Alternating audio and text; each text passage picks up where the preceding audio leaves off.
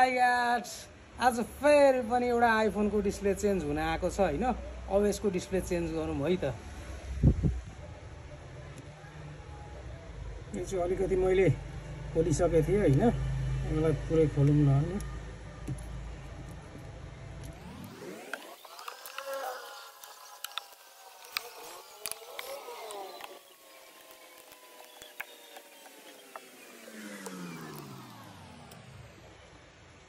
आइफोनको चाहिँ हामीले display change गर्दाखेरि चाहिँ यो चाहिँ हामीले यसकै युज गर्नुपर्छ है पुरानै युज गर्नुपर्छ किनकि यसमा हुँदैन र फेस आइडीहरु सब यसमै हुन्छ त्यही भएर यसको चाहिँ यो खोलेर यसमा हालौँ है अब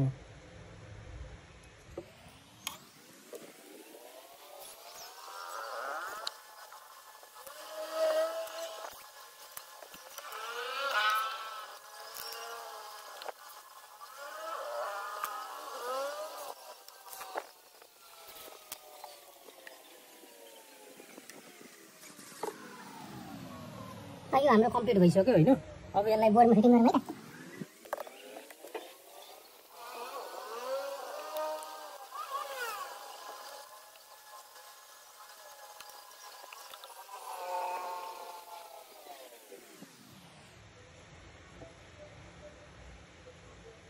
ल हाम्रो डिस्प्ले चेन्ज भइसकेछ एकदमै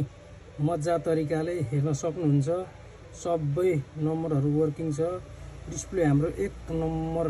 ओके भइसकेछ हाम्रो यो धेरै ट्राई भएर चाहिँ डिस्प्ले अटो टच भएर चाहिँ टाइमिङ लागेछ तर हाम्रो सेट ओके भइसकेछ तपाईहरुको पनि फोनमा केही समस्या आएको छ भने है आइफोन एन्ड्रोइड जुनसुकै भए पनि केही पनि समस्या आएछ भने हाम्रो पूर्व मोबाइल सेन्टरमा आएर सम्पर्क गर्दा हुन्छ है हस् थ्यांक यू